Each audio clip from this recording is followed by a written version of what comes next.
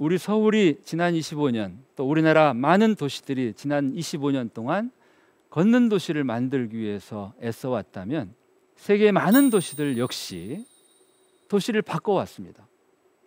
도시를 아주 혁신적으로 바꾸는 일들을 그때에도 지금에도 또 앞으로도 계속할 겁니다. 자동차 도시를 사람의 도시로, 적색교통 중심의 도시를 녹색교통 중심의 도시로, 쌩쌩 달리기 좋은 도시를 천천히 느릿느릿 걷기 좋은 도시로 바꾸는 이런 도시 혁신들을 해왔죠. 그 중에 몇몇 사례들을 소개해 드릴까 합니다. 덴마크의 수도 코펜하겐시는 1960년대 초반부터 다운타운이죠. 도심부를 조금씩 자동차 위주에서 사람 위주로 바꿔왔습니다. 이거를 보행화 또는 보행화 구역이라고도 표현을 합니다. 가장 먼저 했던 것은 주차장으로 쓰여 있던 공간을 자동차를 다 빼고 보행 공간으로 바꾼 겁니다. 또 차가 쌩쌩 다니던 길 한 구간을 차량 통행을 막고 보행 전용 공간으로 바꾼 거죠. 1962년에 처음 시작해서 그 당시에는 전체 이 도심부의 면적 가운데 이렇게 보행자 위주로 바뀐 구역의 비율이 불과 1% 정도였다면 68년에 또 한 곳을 늘리고 70년대 초에 또 여러 곳을 늘리고 또 80년대까지 그리고 90년대까지 이렇게 30여 년 정도 도심부를 점점 보행자 위주로 바꾼 결과 도심부 전체 면적 가운데 10% 가까운 곳들을 보행화 구역으로 바꾼 거죠. 이 일을 주도했던 게 유명한 건축가 또 도시설계가였던 얀겔이라는 분입니다. 코펜하겐을 이제는 자동차 도시에서 사람의 도시로 바꿔야 한다라고 하는 이런 아주 혁신적인 일들을 주도했던 거죠. 70년대에 이 네덜란드에는 보넬프라고 하는 새로운 유형의 도로가 등장합니다. 보넬프라고 하는 말은 네덜란드 말로 생활의 마당이다 이런 뜻입니다. 우리가 유럽 도시들을 가보면 아마 이런 그 표지판을 볼 겁니다. 한 공간 안에 자동차도 있고 또 집도 있고 또 사람이 있습니다. 그런데 아이는 공놀이를 합니다. 이 표지가 의미하는 게 뭐겠어요? 자, 이곳은 생활의 마당이라는 거예요. 쌩쌩 달리는 자동차 중심의 공간이 아니라 사람들이 생활하고 길에서 노는, 그렇다고 자동차를 배제하지는 않습니다. 자동차와 사람이 함께 공존하되 사람을 중심으로 해야 되기 때문에 자동차는 사람을 배려하라, 이런 의미의 보행 우선도로 또는 보차 공존도로를 공식적으로 제도화한 게 이 네덜란드의 보넬프입니다. 그런데 이 네덜란드의 보넬프를 처음 만든 것은 정부가 아닙니다. 바로 주민들입니다. 예전에는 동네 골목길에 아이들이 안심하고 놀고 또 걸었습니다. 그런데 역시 네덜란드도 자동차 대중화 시대를 맞으면서 자동차가 점점 늘었고 점점 동네의 자동차들이 쌩쌩 달리기 시작하면서 교통사고가 나고 소음으로 불편을 겪으니까 어떻게 했겠습니까? 주민들이 화분을 도로에 내놓기 시작합니다. 도로 한쪽에 화분 하나 놓고 또 이쪽에 하나 놓고 이쪽에 하나 놓고 결국 화분들 때문에 자동차는 어떻게 다니겠어요? 점점 속도를 줄여서 이렇게 지그재그로 다니게 했던 거죠. 이런 것들을 보면서 네덜란드 정부가 바로 보차 공존도로의 개념을 제도화한 겁니다. 그래서 자동차가 이 보차 공존도로에서는 쌩쌩 다닐 수 없도록 도로폭을 좁히기도 하고 여러 가지 장치들을 하고 있죠. 비슷한 시기에 독일에는 템포 30 존이 등장합니다. 말 그대로 자동차의 속도를 시속 30km로 제한하는 구역이라는 뜻이죠. 우리도 스쿨존 또 실버존 이렇게 학교 근처에는 자동차 주행 속도를 30km로 제한을 하죠. 그 이유는 사람을 보호하기 위해서, 과속하지 말라 이런 뜻이겠죠. 영국에서는 비슷한 개념의 20마일 존이라고 하는 것들을 또 제도를 도입하고 실제로 여러 지역들을 20마일 존으로 지정하고 또 이곳은 20마일 존이라는 것을 알리는 이런 표지판들을 세웁니다. 일본에도 커뮤니티 존이라고 하는 비슷한 또 제도가 도입되죠. 일본에 아마 이렇게 주택가를 가보면 갑자기 도로폭을 이렇게 좁히는, 이렇게 도로폭이 좁아지면 운전자들은 속도를 줄일 수밖에 없습니다. 그래서 사람들이 길을 건너야 할 곳은 도로폭을 좁히고 또 과속 방지턱을 만들어서 자동차가 속도를 줄이도록 하는 이런 곳들을 커뮤니티 존이라고 하죠. 또 영국은 20마일 존에 이어서 홈 존이라고 하는 새로운 제도를 만들기도 합니다. 그리고 자동차 속도 규제를 합니다. 여러분들도 자동차를 직접 운전하면서 이렇게 속도 제한 위반으로 딱지를 떼기도 하고 또 때로는 불편을 겪기도 할 겁니다. 왜 이렇게 속도를 낮게 규제할까? 우리 도시 지역들도 최근에는 50km 속도 제한을 많이 하고 있습니다. 그리고 어린이 보호, 보행자들을 특별히 보호해야 할 곳은 대부분 30km 속도 제한을 하죠. 왜 이렇게 속도 제한을 할까? 그 이유는 우리 사람들의 목숨을 보호하기 위해서입니다. 우리가 운전을 할 때 내 자동차의 주행 속도에 따라서 위험한 상황을 발견하고 브레이크를 밟고 자동차가 멈출 때까지 달리는 거리가 달라집니다. 만약에 내가 30km 정도 속도로 운전을 하다가 저 앞에 15m 전방에 아이를 발견하고 브레이크를 밟으면 그 아이 앞에서 내 차가 씁니다. 그런데 만약에 내가 50km 속도로 달릴 때 15m 전방의 아이를 발견하고 브레이크를 밟으면 이미 늦습니다. 왜냐하면 내 차가 달리는 이 속도가 있기 때문에 멈추는 데까지 상당한 거리를 달려가야 하기 때문입니다. 주행 속도에 따라서 사고가 났을 때 인명피해의 정도가 엄청난 차이를 보입니다. 그래서 사람의 생명을 중시하는 도시라면 자동차 주행 속도를 낮추는 것이 어쩌면 맞는 일일 겁니다. 우리가 효율과 안전이라고 하는 이 두 개의 가치를 함께 추구하기는 어렵습니다. 우리가 자동차들이 좀 더 빨리빨리 다니게 한다면 그로 인해서 효율은 달성할 수 있지만 안전은 담보하기 어렵죠. 우리가 만약에 사람들의 생명을 더 중시한다면 효율을 조금은 포기해야 될 겁니다. 이것이 우리들의 도시에서 우리가 무엇을 더 어디에 더 가치를 두느냐 하는 문제로 귀결이 되죠. 자동차가 속도를 줄이면서 보행자를 배려하면서 달릴 수 있도록, 운전할 수 있도록 하려면 운전자의 마음 또는 운전자의 의식에만 의존하면 안 되겠죠. 그래서 자동차가 다니는 바로 그 길의 상태를 바꿉니다. 이거를 영어로는 트래픽 카밍이라고 하고 우리말로는 교통 진정 또는 저는 자동차 길들이기라고 이제 번역을 하곤 합니다만, 그래서 우리가 길을 가다 보면 교차로 전체를 들어올리기도 합니다. 그러면은 자동차는 교차로를 지나갈 때 과속 방지턱을 지나가는 듯 천천히 서행을 해야 되고 보행자들은 교차로에서 같은 높이로 어디나 다 건너갈 수 있습니다.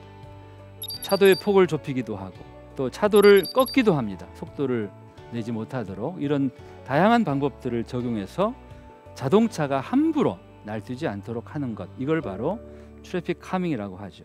제가 1999년 뉴욕 출장을 가서 아주 흥미로운 장면들을 목격했습니다. 당시 뉴욕 시장은 루돌프 줄리아니 시장이었어요.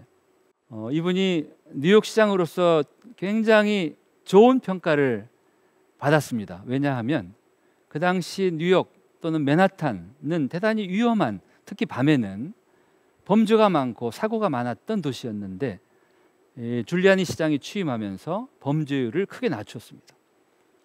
그리고 거리가 다시 밝아졌고, 그래서 많은 시민들로부터 존경도 받고 사랑도 받았던 줄리아니 시장이 조금 오버했던 것 같아요. 줄리아니 시장은 맨하탄의 이 자동차들의 주행 속도가 너무 낮다, 어떻게 하면 자동차들이 조금 더 빨리빨리 다닐 수 있게 할까, 이런 생각을 합니다. 그리고 그 이유를 바로 찾죠. 그 이유는 바로 뉴요커들입니다. 뉴욕 시민들은 자동차보다 사람이 도시의 주인이라고 하는 것을 당당하게 알고 또 행동하는 사람들이었죠. 횡단보도 아닌 곳에서도 막 길을 건너갑니다. 차가 오건 말건. 그래서 줄리아니 시장은 이 뉴요커들이 무단횡단을 하지 못하도록 막기 위해서 차도와 보도 사이에 펜스를 치기 시작합니다. 그럼 무단횡단을 할 수 없겠죠. 횡단보도 있는 곳에서만 길을 건너겠죠. 그리고 이 교차로 횡단보도가 4개가 있는데 그 중에 1개를 이렇게 폐쇄를 합니다. 횡단보도 하나를 폐쇄해도 내가 길을 건널 수는 있죠. 어떻게? 1번 건너고 2번 건너고 3번 건너서. 그렇게 하면 이곳에 사람들이 길을 건너지 않으니까 이곳을 회전하는 차들은 막힘없이 다닐 수 있겠죠. 이런 줄리아니 시장의 자동차 위주의 조치에 대해서 뉴욕 시민들이 정말 화가 납니다.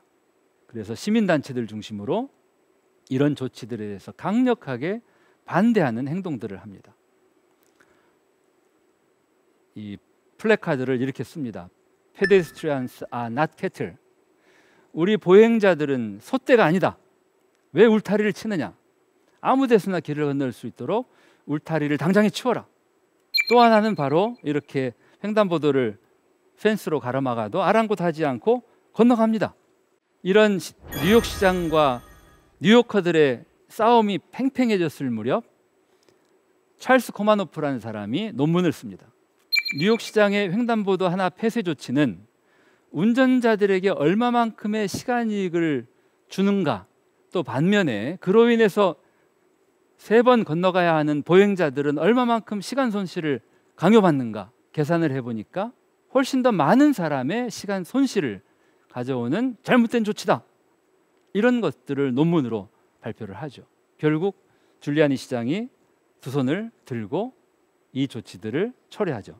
비슷한 시기 파리에 출장을 가서 목격했던 장면입니다. 파리시도 90년대 후반부터 금요일 저녁이 되면 거대한 인라인 행진이 시내를 관통합니다. 파리 남부에서 모인 인라인 스케이터들 10,000명, 20,000명이 경찰차와 구급차가 앞에서 인도해주면 자동차가 다니던 넓은 도로가 자동차를 막고 인라인 스케이터들이 행진을 합니다. 금요일 밤마다. 또 제가 일요일 날 목격했던 장면이에요. 제가 직접 찍은 사진입니다. 주말 같은 때 많은 도로에 인라인 스케이터들이 이렇게 행진을 합니다. 저 역시 그런 경험을 했습니다. 90년대 후반 서울시가 그 지구의 날을 맞아서 토요일 날 종로와 세종로를 차량 통행을 막았던 적이 있습니다.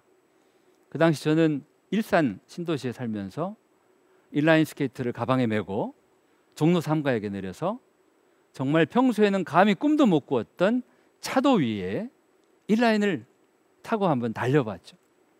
그때 그 느낌은 뭐라고 말로 할 수 없습니다. 이 보도 위를 달릴 때와는 전혀 다른 느낌. 아주 맨질맨질한 자동차 차도 위를, 그것도 도로 한가운데를 내가 마음껏 달릴 수 있다는 이 사실만으로도 너무나 황홀했습니다. 아, 내가 이 도시의 주인이구나. 자동차가 주인인 줄 알고 자동차에게 모든 걸 다 내주고 나는 보도 위를 옹색하게 걸었는데 지금은 내가 이 도로 한가운데를 달리고 있구나. 세계 많은 도시들이 이런 차 없는 거리 행사를 하는 의도가 여기에 있습니다. 시민들에게 느끼게 해드리는 거죠. 여러분들이 바로 도시의 주인입니다. 자동차가 아닙니다. 콜롬비아 수도 보고타에 돈키호테라는 별명을 가진 분이 바로 엔리케 페날로사 시장입니다. 정말 자동차 도시 보고타를 사람의 도시로 획기적으로 바꾼 아주 지혜로운 시장님이시죠. 엔리케 시장이 시민들을 설득했던 그 방법이 매우 지혜롭습니다.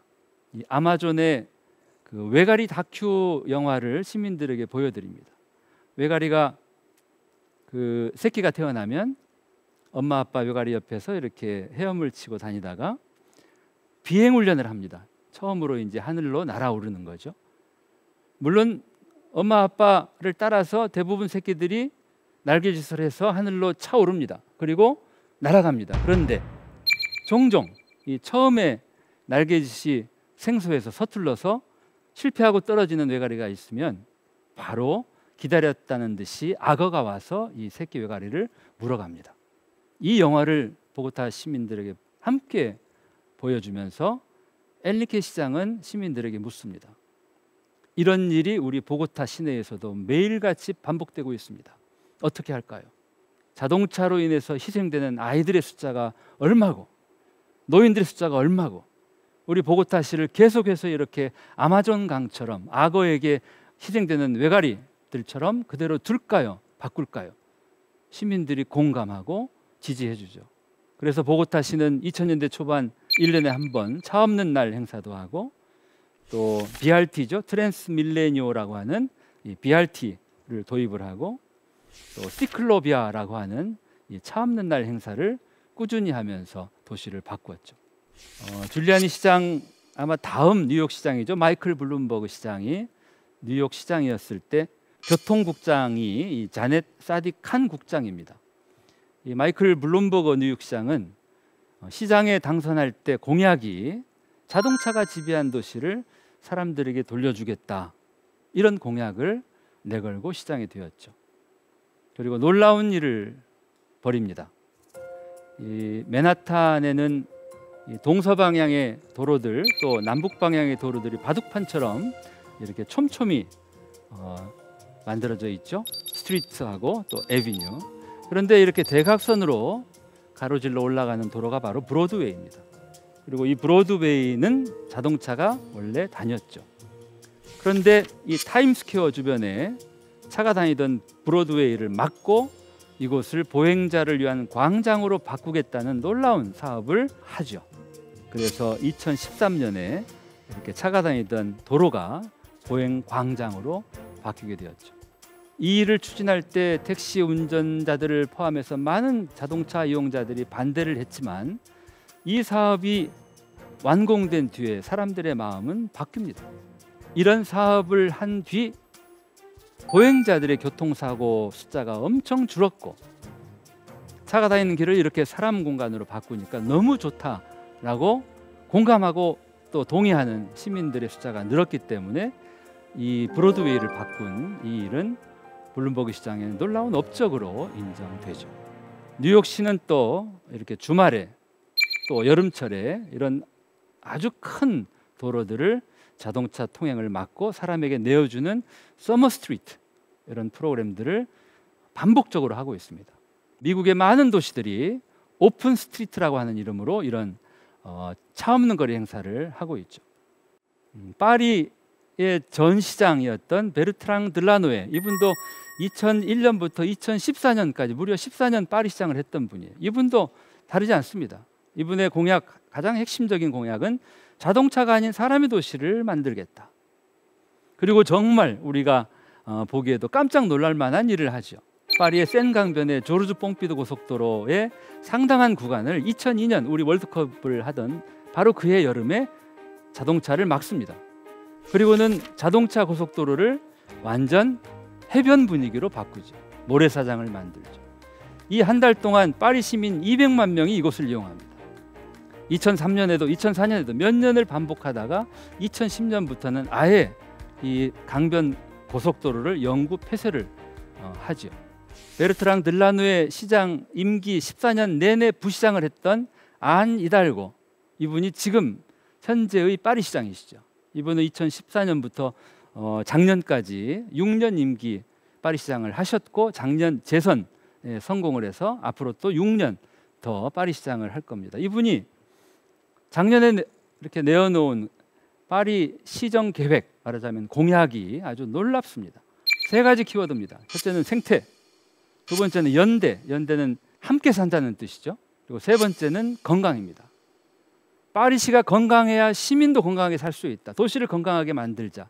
이 세 가지 키워드를 가지고 이분이 파리시를 이렇게 바꾸겠다라고 밝힌 공약이 가히 혁신을 넘어서 혁명적입니다. 그 중에 하나는 제3의 도시숲을 만들겠다는 겁니다. 파리에는 이미 볼로뉴 숲과 뱅센 숲이 엄청난 규모의 두 개의 거대한 도시숲이 있습니다. 그런데 여기에 더해서 베르시 샤랑통 지역에 세 번째의 도시숲을 만들겠다 이겁니다. 이 베르시 샤랑통 지역은 이미 초고층 건물 6, 7개를 짓는 방향으로 사업 인가가 난 곳인데 이 개발 계획을 전면 백지화하고 이곳에 숲을 만들겠다. 이게 바로 제3의 도시숲 공약이죠. 왜 안히달고 파리시장은 이런 공약을 내걸었을까? 생태를 중시하겠다는 뜻일 겁니다. 지금 기후위기가 갈수록 심각해지는 이 상황에서 이제는 더는 개발 위주가 아니라 도시를, 시민들의 삶을 더 건강하게 해줄 수 있는 도시숲을 만들겠다, 아마 이런 의지의 표현이라고 저는 이해합니다. 또 하나 놀라운 이 계획이 바로 벨로폴리탄 프로젝트입니다. 벨로란 말은 자전거란 뜻이죠. 파리시에 가면 이 공공자전거 벨리브가 있습니다.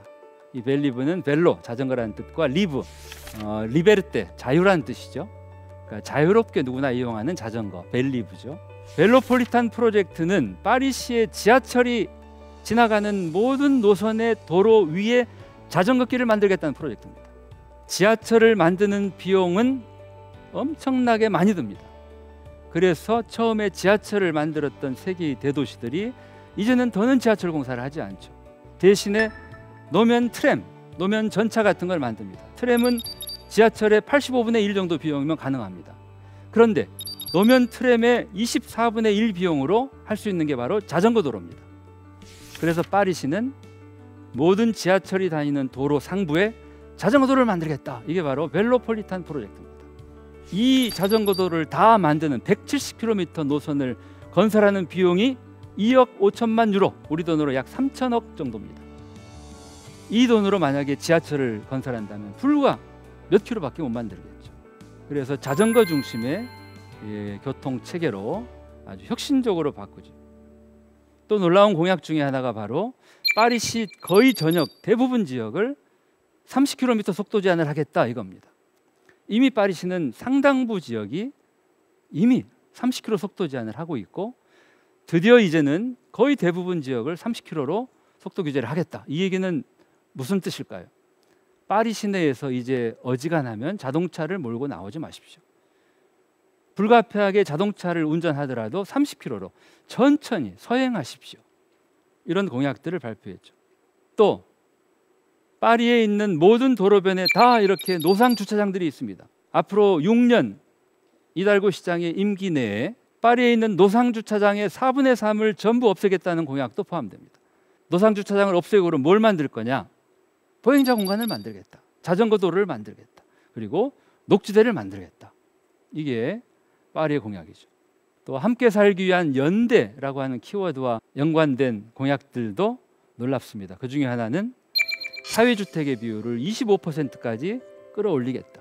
그리고 지금 코로나 상황 때문에 파리에 있는 수많은 에어비앤비가 장사가 안 됩니다. 그러면 내가 임기 중에 200억 유로, 우리 돈으로 약 26조 원을 들여서 파리시가 이 에어비앤비를 사들이겠다. 그리고 에어비앤비를 공공임대주택으로 전환하겠다. 그래서 가난한 파리의 청년들과 신혼부부들, 서민들에게 주택으로 제공하겠다. 이런 공약도 포함되어 있죠.